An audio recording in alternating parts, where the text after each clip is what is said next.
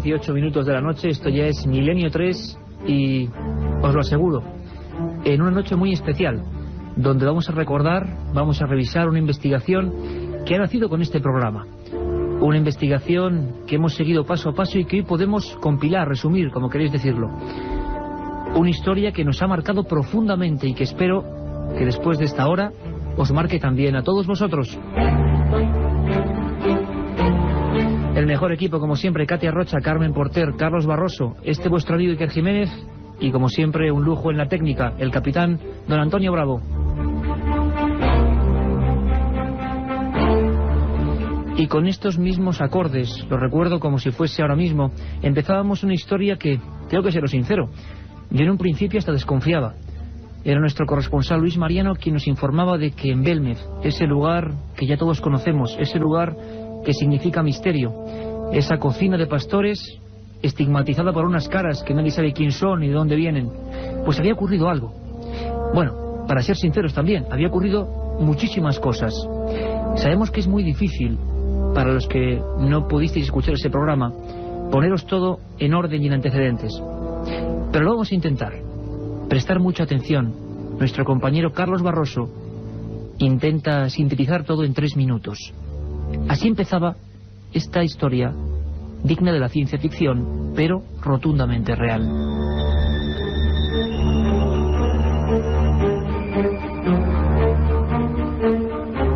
El 7 de febrero, una mujer, Ana Castillo, era sometida a una experiencia de hipnosis dirigida por Ricard Bru en la Casa de las Caras de Belmez. En estado de visión remota, comenzó a revivir escenas precisas de una matanza de mujeres y niños, angustia y muerte que indicaban un enclave concreto lejos del pueblo. Una matanza de una familia, un hombre fusilado, o unos tiros, unas piedras cayendo, una especie de... como un edificio grande cayéndose, muchas cruces. Las descripciones de la sensitiva parecían dar en el clavo. María Gómez Cámara, dueña de la casa y solitaria compañera del fenómeno durante los últimos 30 años, asintió consternada. Ese episodio histórico era real, pero nadie lo conocía. Su hermana, cuñado y 5 sobrinas habían muerto en uno de los más tristes episodios de la guerra civil, la toma del santuario de la Cabeza en Andújar. Su recuerdo era constante, y así se lo confirmaba horas después a nuestro corresponsal Luis Mariano. En la guerra mataron a mi familia en la Virgen de la Cabeza. De 9 quedaron 2. ¿Y usted se acuerda muchas veces de esa familia, María? No me acordaba, era mi hermana, mi sobrina. La investigación de Milenio 3 se centró en encontrar a la única superviviente de aquella familia. Isabel Chamorro, exalcaldesa de Belmez, vio morir a sus hermanas y padres en aquel refugio bombardeado. Su testimonio nos dejó helados. Fue un milagro que no muriera, porque el cañonazo ya, cuando se derrumbó el santuario, murieron todos de cañonazo. Mi madre partía por la cintura, a la cabeza por un lado, el cuerpo por otro, y yo en eso, en un pan de sangre de eso.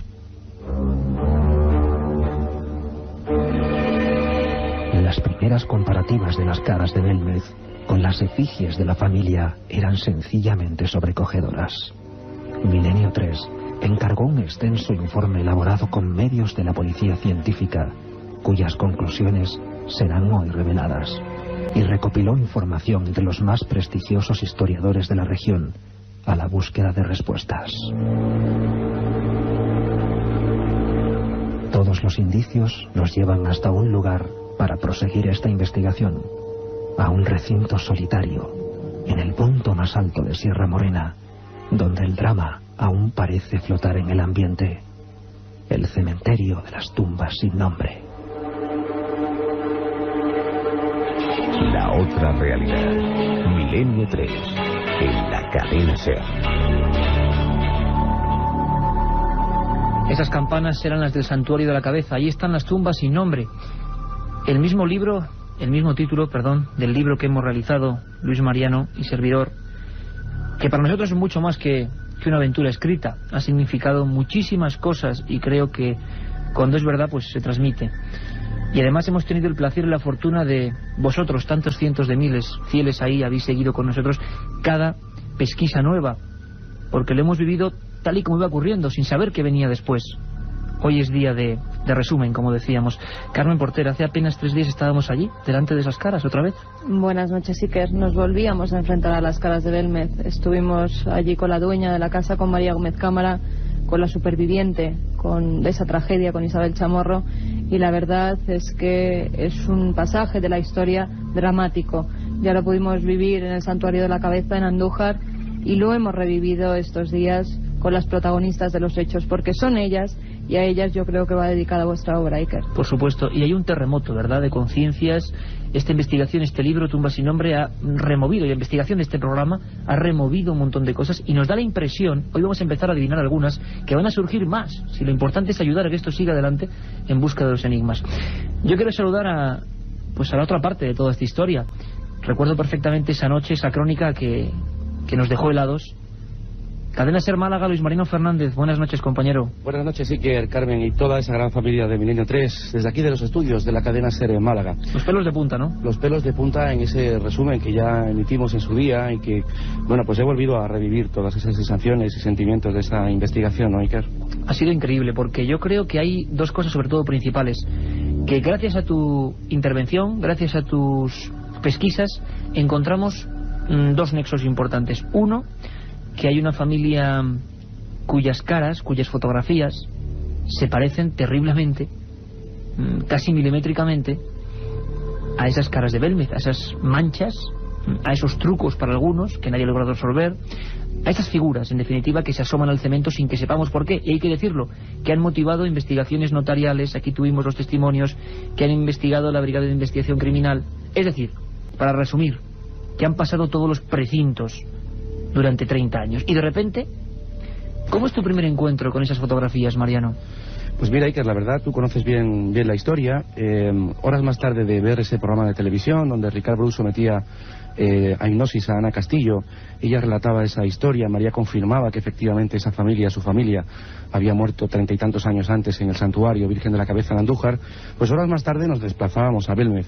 Conocimos de primera mano la historia de Isabel Chamorro, la única superviviente, terrible historia. Nos daba su testimonio, nos ofrecía su testimonio, y pudimos contemplar el único testimonio fotográfico, el único documento fotográfico que se conserva de esa familia.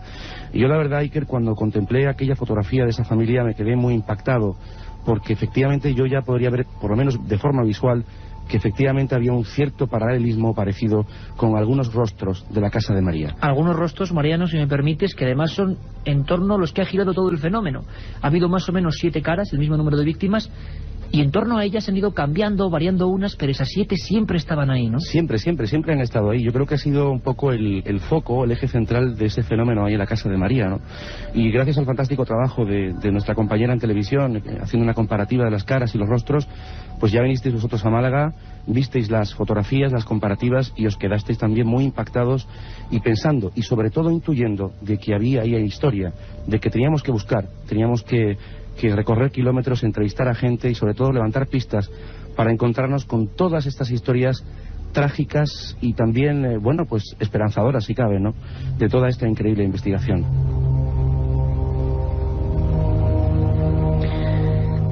Todo empieza en un lugar que decíamos hace 3 días apenas, Mariano, Carmen y yo, que creo que es uno de los sitios más visitados, edificio civil, más visitados de España, seguro.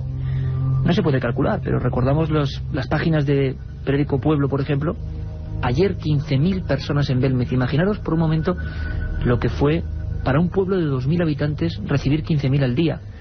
Nos decía el alcalde, Manuel Rodríguez Rivas, que todos los órdenes establecidos se habían venido abajo. El milagro había ocurrido en aquella casa y la gente quería verlo.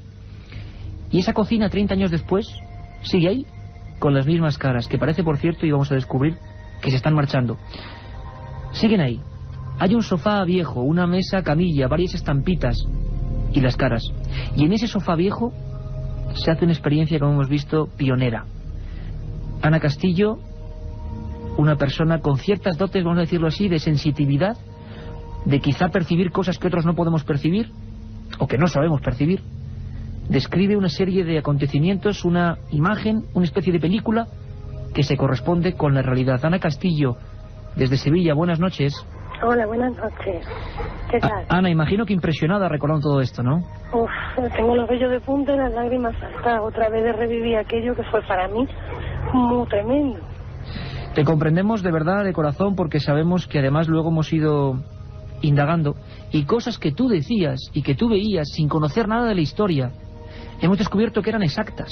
Por ejemplo, yo te debo confesar que me quedé alucinado y que empecé a ver clara toda esta historia cuando recuerdo que tú en esa hipnosis, en esa experiencia, ahora nos contarás qué viste, pero describes incluso que en aquella tragedia, cascotes que se caen, niños y niñas que mueren, tú ves a alguien con un uniforme que salva a una niña, a una persona, ¿no, Ana? Sí, era una especie de cura, monje, algo que tenía que ver con la religión. Y se llevó a una niña, ¿sí? Y era una única niña que veía cómo las demás morían, ¿no? Exactamente. Es que era como si intentara llevarse a unos pocos, pero solamente pudo coger a esa chica, creo que era niña, porque era peladita, el vestidito clarito, llorando, se la llevó. Solamente vi eso, agarrarla y como darse la vuelta y llevársela. Luis Mariano, dime. Sí, no, pues buenas noches, Ana. Hola, buenas Encantado noches. de saludarte. Y yo, lo que sí quiero recordar, Iker, fue cuando nos quedamos muy impactados, cuando Ana, en esa sesión de hipnosis, ella relataba un lugar con muchas cruces, ¿no? Nosotros, ella no conocía ni esa historia, ni ese lugar, y tú y yo tampoco, Iker, conocíamos el santuario. Y cuando subíamos por aquellas curvas y ya avistábamos el santuario, la primera fotografía que se nos presenta ante nuestros ojos son cruces. Y recuerdo aquel momento, pues, de forma muy emotiva, porque, caramba, es que coincidía perfectamente con lo que relataba Ana Castillo, ¿no? Y sobre todo, ese cementerio de las tumbas sin nombre, una serie de lápidas, no sabemos exactamente quién hay debajo, los números varían, están en una loma, mi impresión es que bastante olvidados, tengo que decirlo así, por las autoridades, yo creo, no por las personas y familiares, por supuesto. Esas tumbas no tienen nombre, son una lápida blanca y una cruz, y nos quedamos de nuevo impresionados cuando dijimos, caramba, ¿cómo es que Ana Castillo veía ya esto? De cruces constantemente. Ana, ¿cómo fue la experiencia? ¿Dolorosa? ¿Terrible? ¿Tú sentías todo eso? ¿Qué es lo que te venía a ti, lo que sentías a flor de piel en ese momento? Lo primero era el sentimiento, era como una especie de empatía. Entonces sentía el dolor, la soledad, un desgarro por dentro, tenía el corazón apretado porque lo primero que yo sentí fueron las emociones. Yo iba siguiendo, yo lo primero que vi fue a una niña pequeña que iba corriendo y al principio era toda oscuridad. Después se aclararon un poco esas oscuridades y me metí de lleno en un caos, pero lo primero era el miedo y el dolor, sentimientos de miedo y de dolor. A medida que iban avanzando esos flashes y esas visiones, las escenas eran terribles para la persona que las mira desde fuera, porque está sintiendo todo ese miedo, incluso los olores, el ruido que te ensordecía. Era tremendo. Incluso un edificio... No paraba de llorar en todo aquello porque no podía hablar, no me salían las palabras porque tenía cogida la garganta, incluso en estado de hipnosis como estaba. Incluso un edificio, Ana, que se caía o piedras que se derrumbaban sobre esa gente, ¿no? Sí, se caían desde arriba, con un ruido tremendo. El ruido provenía de otros sitios y las piedras se caían. Y la tierra se levantaba también de donde estaban, o sea, por donde corría la niña y las personas. Y escuchabas incluso disparos. ¿Y cómo te quedas, Ana? Y te lo pregunto a nivel personal, te lo preguntamos todo este equipo de Milenio 3, cuando vamos indagando en la historia y sabemos que esa familia y no otra, esa familia que tiene que ver con la Casa de las Caras, el 26 de abril de 1937 moría en una especie de covacha cuyas piedras cayeron encima de los cuerpos, que solamente se salvó una, gracias a la intervención de una persona en el último momento, dos personas, pero una que pudo contarlo se salvó en el último momento. ¿Cómo te quedas cuando sabes que el lugar está lleno de cruces y que esas niñas mueren ahí, en uno de los episodios más trágicos de la historia de España? ¿Cómo te quedas tú, Ana, cuando ves que has acertado sin conocer nada de la historia? A mí no era una cosa de acertar o no, yo sencillamente tuve una visión aterradora y el porrazo o el golpe más fuerte fue cuando vi la fotografía de Isabel y reconocí inmediatamente la carita de la niña pequeña. Ahí yo dije, me desmayo, me caigo redonda al suelo porque lo que yo he visto ha existido, porque a esa niña la he visto corriendo en un caos de piedra y de ruido y de disparos. Era esa niña, Ana. Era esa niña, la niña pequeña, en la fotografía, creo que está en el medio de la fotografía. Sí, recordamos Ana, Iker, cuando efectivamente tú, Ana, viste por primera vez ese cuadro fotográfico. Isabel Chamorro se queda muy impactada porque tú dijiste, la niña. Ella en principio tampoco sabía lo que había acontecido en casa de María. a mí tampoco me conocía, no sabía qué es lo que íbamos buscando, y cuando Ricardo me puso enfrente la fotografía, yo lo único que vi fue a la niña. Yo dije, esa es la niña que yo he visto. No te ocupo ninguna duda. Vino después. Ana, y por último, sabemos que es duro porque lo has vivido de verdad. Yo me acuerdo la primera entrevista que te hice, me transmitiste la emoción sincera de alguien que es que lo ha vivido. Ana, cuando has visto las caras, ¿las has visto de forma distinta? Cuando vi las caras, ¿a qué te refieres? A las caras que están en el suelo, las caras de Belmez. Mira, cuando la primera vez que vi las caras, para mí era una cosa que me intranquilizaba, solamente eso. Yo las vi la primera vez y era una cosa que me ponía muy nerviosa, pero sabía que tenían algo, que tenían que decirme algo, no aquellas caras, sino de donde fuera. Cuando ya vi las fotos, las comparaciones, entonces fue cuando aquello realmente ya se me vino como una cosa impresionante. Todo empezaba a encajar. Ana, queremos darte un abrazo muy fuerte de todo este equipo. Sin ti, creo, y sin la perspicacia en un inicio de Ricard Bru y de esa experiencia, no hubiéramos llegado absolutamente a nada. Y quizá gracias a ti estamos más cerca que nunca de descubrir uno de los mayores misterios de la historia de la parapsicología. Un abrazo muy grande, Ana Castillo. Vale, a vosotros. Un beso muy fuerte a todos. Un programa que se sumerge en el otro lado de la realidad. Milenio 3, con Iker Jiménez y todo su equipo en la SER. Luis Mariano, desde Málaga, era esa niña, la niña que esa mirada, esa expresión, Paquita Chamorro, 4 años, en algún punto de una fosa común, ¿no? Yo creo, Iker, tú bien sabes que esta niña, Francisca Chamorro, ha sido un poco el motor de toda esta investigación, ¿no? Desde un principio, cuando contemplamos su rostro en aquel cuadro fotográfico, parece que de alguna manera nos hablaba, nos decía, ¿no? Nos susurraba, buscad porque vais a encontrar. Buscad porque vais a encontrar. Fue como una llamada y que nos obligó a hacer todo esto. Han sido 3 meses de verdad de casi rozando, yo creo, la obsesión con esta historia, viendo que los datos encajaban perfectamente. Y quién sabe, Iker, si desde el otro lado, si este existe, yo no lo sé, puedo intuir que sí, pues nos hayan en cierta manera ayudado, ¿no? ¿Por qué no decirlo?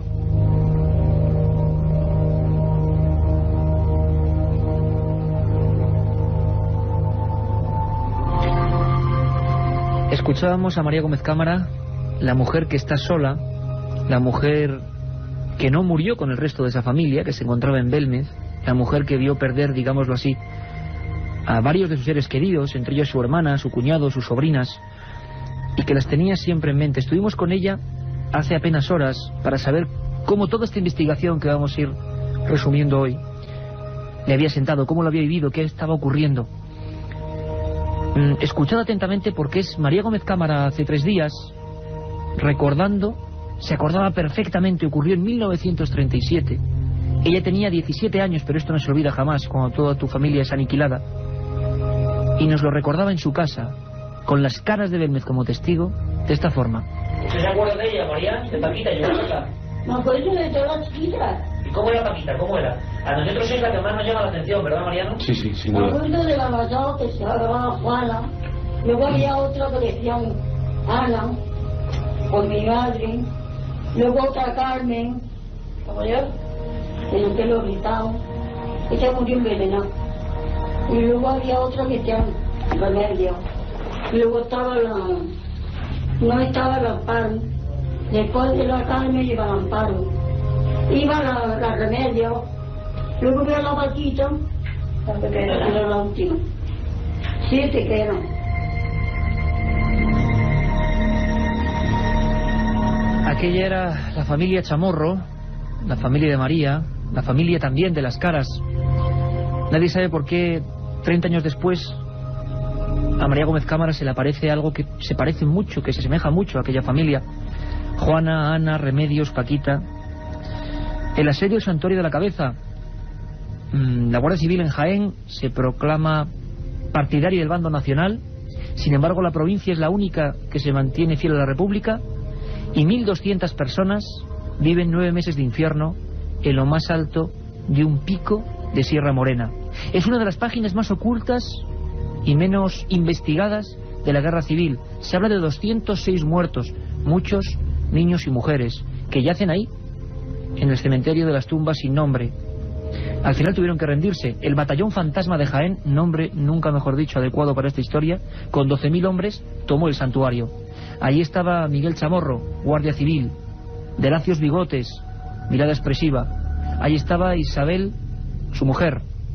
Allí estaban 7 niñas. Nosotros fuimos al santuario y nos encontramos un sinfín de historias. Nos encontramos un lugar que parecía olvidado. En plena noche, en Sierra Morena, empezábamos a quitar matojos y aparecían monolitos que recordaban la muerte de niños en aquel lugar. Con sonidos como este, con la grabadora y el micro amarillo de la cadena SER, estábamos allí. Así lo vivíamos.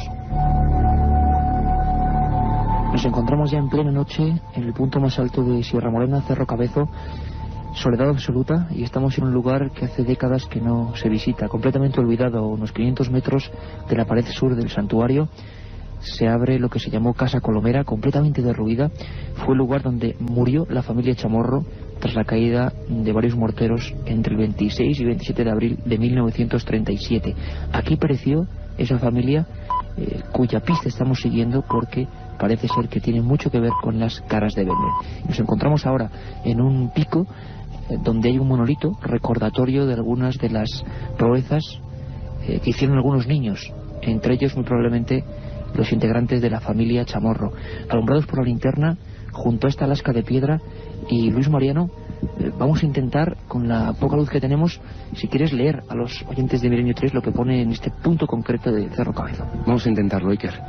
Dice así: parapetados tras estas peñas, 5 niños de 12 a 14 años de edad, hijos de los defensores, contuvieron durante varias horas a las fuerzas que el día 1 de mayo de 1937 asaltaron el santuario por este sector.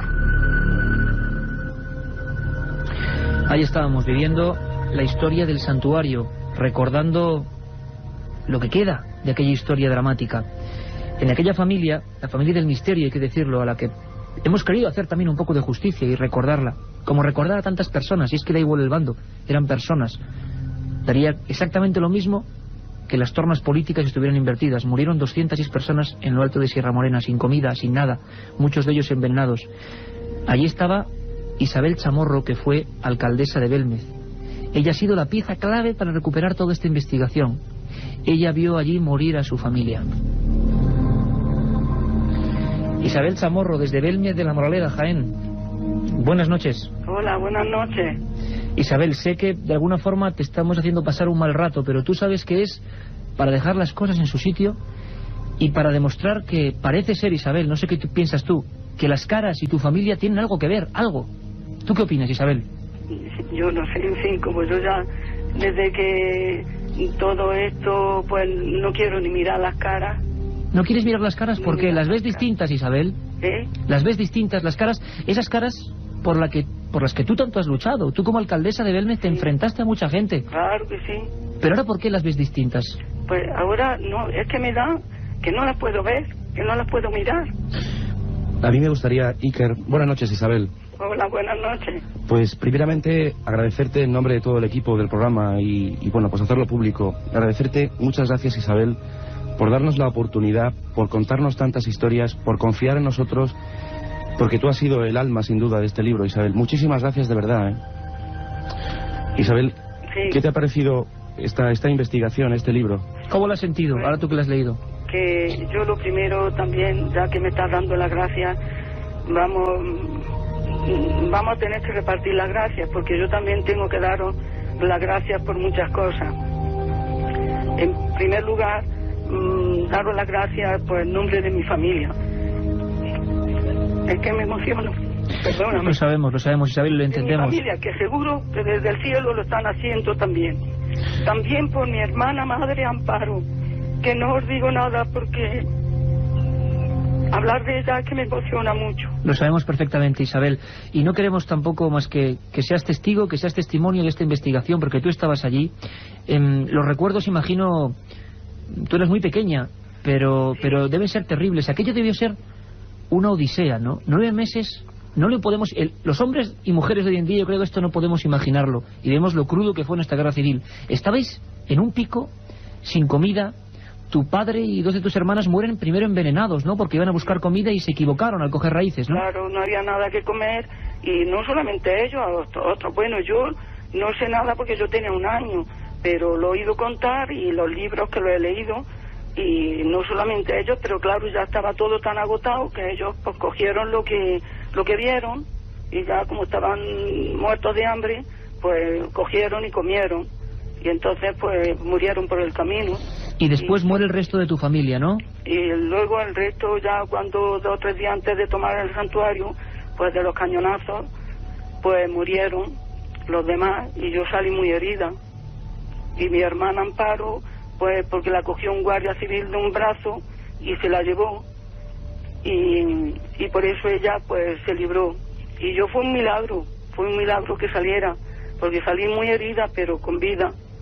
Que es lo importante, Isabel, eso sí que hay que dejarlo también claro, y por eso lo has podido contar. Y tú, Isabel, al ver las comparativas que hemos hecho, al ver el análisis de la policía científica que luego vamos a comentar, ¿cómo te has quedado al ver a tu hermana Paquita, a Juana, a Ana, a Remedios, y lo que se parecen algunas caras? ¿Has empezado a, no sé, a preguntarte cosas?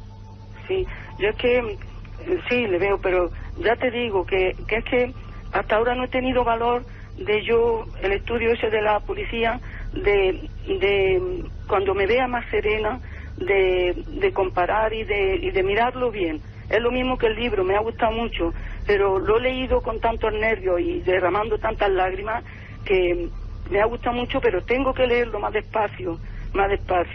A mí me gustaría... Considero que es un libro estupendo, un buen trabajo de investigación y de sentimientos, y por eso pues yo sé todo lo que habéis hecho, y quiero yo agradeceros también, principalmente por la amistad que me habéis dado, que ha sido sana, sincera, generosa, además por vuestra entrega total en hacer este libro, que es serio, real, y no habéis escatimado tiempo ni trabajo. Habéis tenido mucho trabajo informándose en muchas fuentes, haciendo muchos kilómetros, y sobre todo poniendo mucho corazón y mucho cariño. Sin duda alguna, Isabel. Yo me gustaría, Iker, decirle a Isabel, y ella lo sabe, a toda nuestra audiencia, que este libro, Tumba sin nombre, pues está dedicado a ella y a todos los que tienen a los suyos en cementerios de tumbas sin nombre. Y me gustaría retrotraernos un momento en el tiempo, porque Isabel Chamorro, como bien decía Iker, fue alcaldesa de Belmez del año 74 al año 76. Y como tú, Iker, yo pude entrevistarla hace 2 años y medio aproximadamente, y ella acompañaba a Hans Bender y a don Germán de Argumosa, especialistas de la época, sí. Que buscaban, y que además, importante, Mariano, que sacaron misteriosas voces, claro, misteriosas voces, que ahora vamos a escuchar algunas de ellas, porque, si me permites, y además no queremos cansar más a Isabel, tú llegaste a escuchar esas voces, sí. Y muy importante, porque ahora vamos a escuchar algunas de ellas. ¿A ti ya qué te sonaban? Sí, yo las que oí eran como voces como si estuvieran metidos en una cueva, y sobre todo de niños diciendo socorro, auxilio, mamá, y en fin, es que no las recuerdo bien, pero sí, oí 3, 2 del profesor Argumosa y una de un muchacho de aquí que la grabó él de su cuenta. Isabel, solo decirte que ese sentimiento y ese corazón que tú dices que hemos plasmado en Tumba sin nombre te es reenviado desde todo este equipo. Tenemos además visitas de buenos amigos, está aquí Carmen Antonio Bravo, está Katia Rocha, Carlos Barroso, toda la gente que ha intentado hacer este estudio solo por el afán de saber la verdad, de aproximarse y de hacer un poco justicia también con aquella gente que tan mal lo pasó. Isabel, un abrazo grandísimo, que estoy seguro que te envía también miles de personas de toda España. Un abrazo. Muchas gracias, igualmente, yo también a vosotros y a todos los que me están llamando, y sobre todo a mis compañeras de colegio y a todo el que se acuerda de nosotros. Gracias, Isabel. Gracias. Adiós, Milenio 3, con Iker Jiménez, en la cadena SER.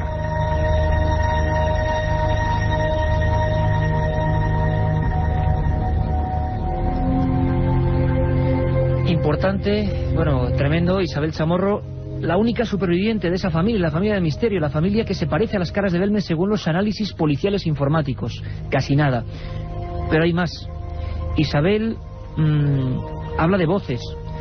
En Belmez de la Moraleda, Jaén, la parapsicología, entonces naciente sobre todo en Centro Europa, vio un filón, vio la casa donde todo era posible, y se empezaron a grabar con aquellos viejos Nágara y aquellos viejos Revox que tanto añoramos también muchos de los que hacemos radio, se empezaron a hacer grabaciones psicofónicas. La primera de ellas, y lo hemos podido descubrir, fue realizada por miembros de la Universidad Complutense con el catedrático José de Solas a la cabeza. Y es muy curioso saber que la primera psicofonía, de la que hemos perdido, no hay copia, pero el informe existe en la Complutense, decía un nombre. Nadie lo entendió entonces. Ese nombre era Isabel. Isabel era la madre de esta familia, Isabel Gómez Cámara, muerta por supuesto junto a sus niñas en aquel santuario. Las voces han seguido demostrando que querían decir algo, no sabemos qué es, ya nos conocéis, ni una cosa ni otra, pero desde luego es que hasta prácticamente ayer, hablamos de diciembre de 2002, han surgido nuevas psicofonías, y ahora, indudablemente, no podemos evitarlo, hacemos paralelismos, describen un mundo terrible, describen un mundo de dolor. Dentro de apenas un minuto, en una pequeña pausa que vamos a hacer, vais a escuchar algunas de las últimas psicofonías obtenidas en Belmez de la Moraleda, y todos vamos a poder opinar. La otra realidad. Milenio 3. En la cadena SER. 1937. 200 personas mueren trágicamente en el santuario de la Virgen de la Cabeza. 1971 aparece el fenómeno de las caras de Belmez. 2003. ¿Qué relación existe entre estos dos episodios? Descúbralo en Tumbas sin nombre. Un apasionante libro de Iker Jiménez y Luis Mariano Fernández. Una tragedia, un misterio, una investigación. Editado por Editorial Edad. Un programa que se sumerge en el otro lado de la realidad. Milenio 3, con Iker Jiménez y todo su equipo en la SER. Estamos aquí todos en el estudio 1, se me olvida hasta decir el mail, milenio3 con número @cadenaser.com, porque esta noche tenemos noche de oyentes y podéis opinar de todo esto que estamos hablando, milenio3 @cadenaser.com. Estamos además en buena compañía con Francisco Contreras, con uno que ha sido mi maestro en la radio, don Antonio Muro. Estamos todos aquí viviéndolo, como decimos, casi entre sombras. Antonio Bravo a los mandos y muy impresionado también, y no queda casi nada, ¿sabéis? Incluso las voces obtenidas por Joaquín Abenza, ingeniero informático murciano y presidente del CIFE, que son escalofriantes. Carmen Porter, pero tenemos que dar el avance como siempre de lo que hay de 3 a 4, esa sección y ese programa de Milenio 3, esa porción de Milenio 3 que nunca varía. ¿Qué tenemos para esta noche? Pues como bien has dicho, Iker, esta madrugada abriremos los teléfonos a los oyentes a partir de las 3:10 más o menos, después del informativo. Todos los que queráis podéis llamar al teléfono gratuito 900-100-800. A partir de las 3, no ahora que luego se colapsa todo, a partir de las 3. Allí recogeremos vuestras llamadas y podéis plantearnos vuestras dudas, vuestras felicitaciones, si queréis plantearnos algún tema para el programa o contarnos alguna experiencia propia, como ha pasado otras veces que hemos abierto los micrófonos. Como no, también está el mail que has dado antes, milenio3 @cadenaser.com, del que daremos buena cuenta a lo largo del programa. Nuestras secciones, muchas de ellas contestarán a vuestras dudas. Tendremos leyendas urbanas, conspiraciones, historias perdidas, un menú de lo más completo, Iker. Pero también hay que anunciar una cosa. Estamos hablando de Tumbas sin nombre, de esa investigación que se ha realizado en Belmez de la Moraleda y en el santuario de... ¿Qué hemos todo este equipo realizado? Y en el santuario de la Cabeza en Andújar. Pues bien, el miércoles, el próximo 9 de julio, se presentará en la Casa de Cantabria, en Madrid, que está en la calle Pío Baroja sin número, esquina con Menéndez Pelayo. Se presentará este libro con todas las imágenes, pondremos vídeos, habrá de todo. Estaremos todo el equipo de Milenio 3 también apoyándonos, tanto a Luis Mariano Fernández como a ti. Y queremos contar pues con todos los oyentes, todos aquellos que queráis, estáis invitados. Por entrada supuesto, gratuita. La entrada gratuita. Miércoles 9 de julio a las 8 de la tarde, Casa de Cantabria.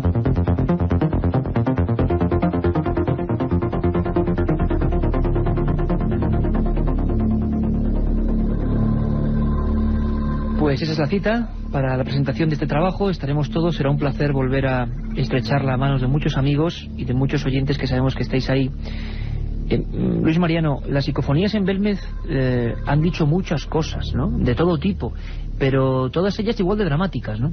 Sí, pero fíjate, hemos empezado con el testimonio de Ana Castillo, y yo creo que es la punta del iceberg de toda esta investigación, y nosotros, casi de forma mágica, por qué no decirlo, hemos ido empezando a encajar piezas de este gran puzzle, y por supuesto están esas psicofonías que se graban en la década de los 70 y que han ido empezando a encajar toda esta historia, ¿no? Es decir, psicofonías que no tenían ningún sentido en ese momento de la historia y que 30 años después empieza a tenerlo, ¿no? Y sobre todo un mundo de dolor, parece ser que ese edificio también no es normal. Hablábamos de esa mezquita funeraria cuya piedra fundacional está en el Museo de Jaén desde el siglo X. Ahí diversas culturas han decidido enterrar a sus muertos y quizá por eso sea explicable lo de los huesos. Pero bueno, parece que las voces sueltas son voces sueltas. Isabel, Miguel en 1996 Pedro Amorós la sacó, sí, y tampoco tenía ningún sentido. Caramba, Miguel Chamorro, el padre de esta familia. ¿Es que yo sigo enterrada? O por ejemplo, entre las últimas, María, quiero salir. Impresionante. Escuchamos todos, Mariano, muy atentamente, porque Carlos Barroso, de esa forma que suele saber hacerlo, nos mete en ese mundo de las voces de Belmez de la Moraleda.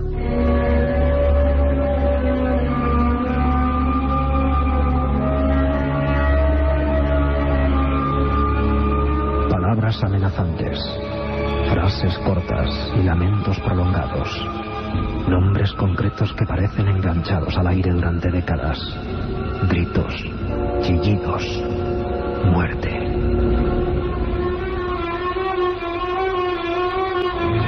A lo largo de 30 años, la Casa de las Caras ha vivido cientos de experiencias psicofónicas. Ayer y hoy, con diferentes tecnologías, los resultados nos remiten a un mundo sombrío, a una banda sonora de desgracias que quiere perpetuarse en aquel lugar. Quizás ahora, tras los últimos descubrimientos, estemos muy próximos a revelar el enigma de esas dramáticas voces sin rostro.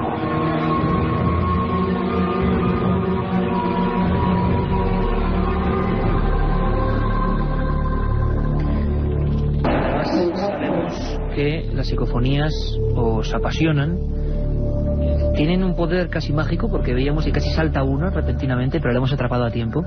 Son voces que llaman mucho la atención de la audiencia. Es un producto, digámoslo así, entre comillas, muy radiofónico, en el sentido de que todo el mundo se sobrecoge. Sin embargo, después de 100 programas, cumplimos el programa número 100 la próxima semana en La Coruña. Solo hemos hecho un programa de psicofonías, tampoco hemos querido abusar, pero hoy esas psicofonías es que parece que desgranan algunas claves. Luis, ¿tú te acuerdas además que Isabel Chamorro se salvó, pero el brazo fue la zona más afectada? Nos lo contaba hace apenas 3 días, ¿verdad? Sí, sí, efectivamente, ella salió con el brazo muy herido. De hecho, tuvo que ser atendida con posterioridad e incluso estuvo a punto de perder el brazo. La han drenado, tenía varios orificios de la metralla. Pues ¿cómo se puede quedar la gente, Mariano, cuando nos enteramos que en diciembre, cuando nada de esto había empezado a ocurrir, don Joaquín Abenza, magnífico investigador, ingeniero informático, director del CIFE de Murcia, se acercó a Belmez por vez primera y grabó con sistema digital algunas conversaciones. Y en esas conversaciones se mezclaban voces. Siempre ha ocurrido de la misma forma. A veces no era el investigador el que iba a recoger la voz ex profeso, sino que en plena conversación con María surgía una voz. Y una voz que se correspondía con un contenido. ¿Cómo nos quedamos cuando esta voz, grabada hace apenas 6 meses, repite: mi brazo, mi brazo? Escuchad muy atentamente.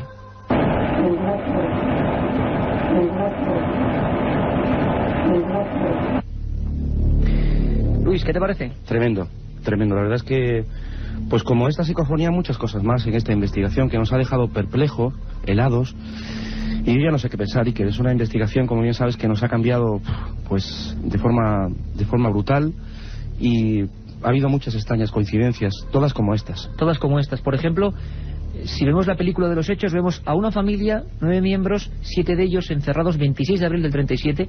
En esa investigación que he tenido el placer de hacer contigo, Mariano, describimos hasta los partes de las palomas mensajeras que llevaban en la pata y que se han podido recuperar. Y eran mensajes de un dramatismo increíble de lo que pasó a aquella gente, muerta de frío, de hambre, tiroteados, con bombardeos, como ocurría en cualquier bando y en cualquier punto en esa terrible guerra fratricida entre los españoles. Pues bien, nos imaginamos un mundo de dolor, como esas psicofonías decían desde los años 70. Pero claro, que sigan activas, sea lo que sea las psicofonías, que ahí no entramos. Pueden ser contenidos mentales, palabras que se quedan en el aire. No sé, que nosotros escuchamos cosas que realmente no están, no lo sabemos. Pero hay una que me ha puesto los pelos de punta personalmente, y con nuestros técnicos cuando la grabábamos he visto que el efecto era el mismo, por el dramatismo, porque no es una voz que se acerca al micro, y nuestros compañeros de la SER, que son los mejores técnicos del mundo, saben perfectamente lo que es una voz en el micro y lo que es esto, como si fuera como muy por debajo, como en un tono extraño que se cuela. Una voz de mujer madura que se le cuela en las grabadoras digitales a don Joaquín Abenza, y que es clave para definir lo que debió sufrir aquella familia, que parece que tiene que ver con las caras de Belmez. Dice varias veces: ¡qué daño! Escuchamos.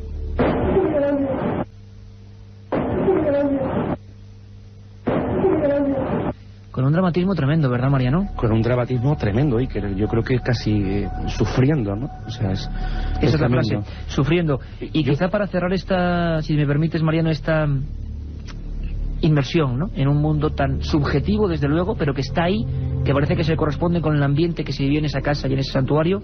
Una que ya pusimos, que es tremenda, que obtiene un gran amigo que ha colaborado en este libro, don Pedro Amorós, también ingeniero informático, y con unos medios sofisticadísimos graba una de las más claras, que parece una amenaza, y que ahora habría que pensar si se refería a alguien de la familia, si era algún contenido mental de aquella batalla del año 37.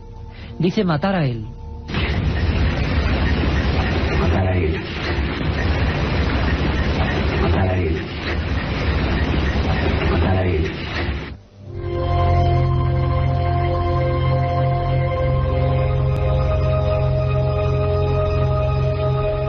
Una historia tremenda, como veis, nos ha impactado como periodistas y como personas. Y quizás los últimos acontecimientos que se están dando en Belmez, hablamos de esta semana, nos demuestran que todos estos descubrimientos, ahora vamos a hablar con Salvador Ortega y con José Manuel García Bautista, vamos a presentarlos en un minuto, porque ya lo que ha hecho la experiencia policial y los puros y objetivos, eso sí, ordenadores, ya nos ha sacado de dudas, o por lo menos nos ha incrementado muchas más, que no sé si es lo mismo. Han pasado muchas cosas desde que Tumba sin nombre ha llegado a Belmez. Escuchamos a Carlos Barroso.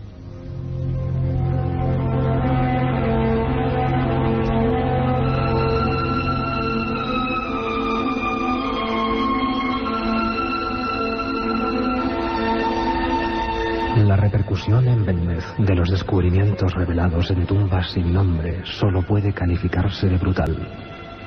Un terremoto de conciencias, un reguero de nuevas informaciones que van despejando una serie de claves que llevaban demasiado tiempo ocultas.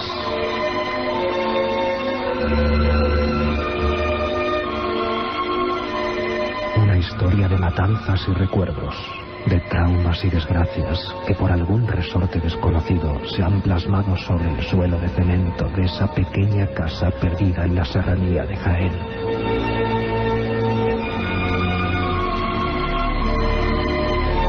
Un viaje en busca del misterio. Milenio 3, en la SER. Repercusiones, acontecimientos, terremoto de conciencias, la España negra que aflora un poco porque hay un pasado que parece que tiene una conexión directa con ese fenómeno que nadie comprendía, que nadie entendía hasta ese momento, hasta esa hipnosis, hasta las comparativas de fotos. Yo quiero saludar a un buen amigo, maestro en este programa, que siempre que hay un asunto policial nos aconseja, nos dice, nos indica.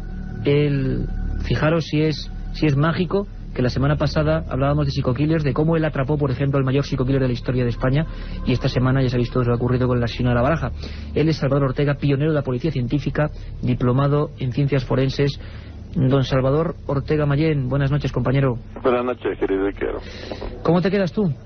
Todo un policía de los más afamados de este país, de los más importantes, y que se encuentra metido, porque nos has ayudado mucho, porque has dado claves importantísimas al elaborar este libro.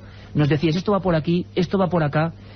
Y yo muy brevemente quiero preguntarte, ¿a ti qué te suena? ¿Hay algo ahí que, por qué aparecen en casa de una señora como María estas caras que pertenecen a su familia? No sé, de verdad que a mí me hace que pensar y me hace que reflexionar muchísimo todo el tema de las caras de Belmez. Y mucho más cuando he tenido la oportunidad que me habilitaste para poder entrar de lleno a ver cosas que no se pueden dudar, porque todavía la interpretación es darle vueltas a la cabeza hasta encontrar una razón, o al menos un razonamiento, por muy objetivo o subjetivo pueda ser, pero encontrarle unas respuestas a tantas preguntas resulta desde luego verdaderamente apasionante. Yo tengo que decirte, Salvador, te lo digo a nivel personal, Mariano también, porque hemos disfrutado mucho con tus sugerencias, que me dejaste helado cuando cogiste una ristra de fotos de esa pava. La primera cara que apareció, le llamaron la pava, tampoco sabemos por qué, tiene unos bigotes muy grandes, es muy parecido a la cara del padre de esa familia, pero tú dices, fíjate, va variando, de la boca surgía algo, con el paso del tiempo esa cara mostraba una especie de lengua negra o de torrente que salía. ¿Cómo nos quedamos, Salvador, cuando acudimos a los partes médicos y vemos que ese hombre, ese guardia civil, no murió con el resto de su familia, sino que murió envenenado comiendo raíces de cicuta, y que todos los que le vieron morir vieron cómo expulsaba líquido rojizo? Esto ha impresionado mucho en Belmez. Hay muchas más similitudes de ese tipo. Las caras de Belmez, tú, desde luego, erradicas por completo la posibilidad de fraude consciente. Eso hay que erradicarlo, porque no solo por las circunstancias que están ocurriendo en la actualidad, sino además que se han intentado en la época en que esas caras salieron a la luz. Indudablemente hubo muchísimas controversias y además razones incluso políticas por las cuales aquello no debía desaparecer, o no debía de dársele publicidad, o debía de menospreciarse. ¿Tú como policía llegaste a ir a Belmez? Eso es. ¿Tú llegaste a estar en Belmez como policía también? Sí, estuve, no como policía, fui como curioso. No, como policía sí, porque eso va implícito en la persona. Pero me vengo a referir que como investigador curioso me llegué a verlo y estuve haciendo cosas y viendo cosas, pero en aquella época era apabullante la cantidad de pruebas científicas que se hicieron, tanto por instituciones españolas suficientemente documentadas, como por algunas instituciones extranjeras que se fueron, pues eso, como se suele decir, sin una respuesta adecuada a lo que allí estaba pasando. Sin respuestas. Fue la primera vez que se empezaba a decir que aquello no tenía ninguna explicación lógica. Había que inclinarse, entonces no estaban de moda los fenómenos paranormales, y había quien hablaba de fenómenos psíquicos, e incluso yo llegué a encontrar alguna que otra vez una versión, recuerdo de un psicólogo francés que se metió muy de lleno en el tema de las caras de Belmez, creo que también estuvo por ahí, y que achacaba aquellas apariciones a la proyección de alguna persona que estuviese indudablemente en conexión muy directa con lo que estaba pasando. Y todo el mundo miraba a María. Si me permitís, quiero saludar también, en la recta final, a José Manuel García Bautista, nuestro compañero y corresponsal en Andalucía, que junto a Rafael Cabello, expertos informáticos, han realizado un trabajo impresionante, que es el que va en mitad de todo el libro. Por vez primera hemos podido comparar esas caras de Belmez, que están ahí impertérritas, con los rostros de la familia. José Manuel García Bautista, compañero, ¿cuál es el resultado de este informe? Cuéntanoslo brevemente. ¿José Manuel? Vamos a ver, José Manuel García Bautista, si puede atendernos. José Manuel, ¿nos escuchas? Sí, ¿qué? Perdón, había habido un pequeño lapsus. Muy rápidamente, estamos en los últimos minutos. ¿Qué nos dice, para que todo el mundo nos entienda, esa comparativa de más de una semana de programas informáticos policiales? ¿Qué similitud, qué arrojan los ordenadores, José Manuel? Pues a modo de resumen y siendo muy concluyente, lo que nos dicen los ordenadores después de las pruebas realizadas es que las caras de Belmez, las teleplastias de Belmez, en comparación con lo que son los retratos de la familia Chamorro, pues tienen un grado de similitud de casi un 70%, un 68% largo, lo cual nos indica que son algo más que caras familiares, y lo cual nos induce a poder afirmar con casi total seguridad que las caras de Belmez y los retratos de la familia Chamorro pertenecen a las mismas personas. Yo quiero que todos escuchéis, José Manuel, Mariano, Salvador, un pequeño documento, es muy breve, lo hemos sacado en Belmez hace prácticamente horas, y es por vez primera cuando María Gómez Cámara a nosotros nos dice que cree que eso pueden ser sus difuntos y que por eso enciende siempre una vela. Escuchamos. También, pero si llama a alma de mi difunto, o son espíritus que hayan venido de otro sitio y quieran y necesitan luz, la entiendo de ahí dentro, no saco aquí las luces. Pues no me digan que yo entiendo las luces, yo entiendo luz a la cara. Claro. Lo entiendo en la otra cocina.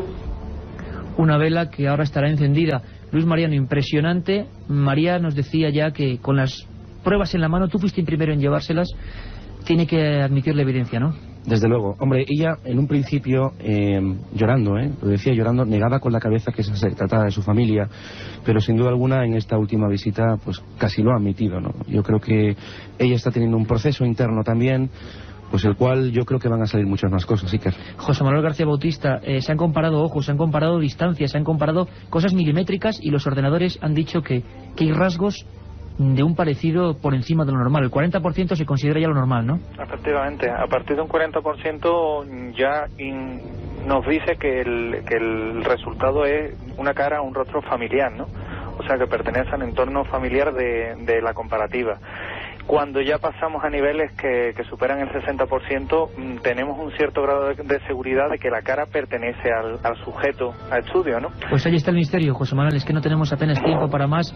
Apasionante la historia, gracias a todos, Salvador, Luis Mariano, por supuesto, compañero, gracias José Manuel, gracias a todo este equipo. Ha sido un viaje imposible resumirlo todo en una hora a este misterio que estamos indagando, el misterio de las tumbas sin nombre. Pues esperamos para seguir contándolo el miércoles en esa presentación y por supuesto esperamos luego de 3 a 4, tumbas sin nombre. Nos quedamos con un misterio que sigue sin resolver o cerca de resolverse.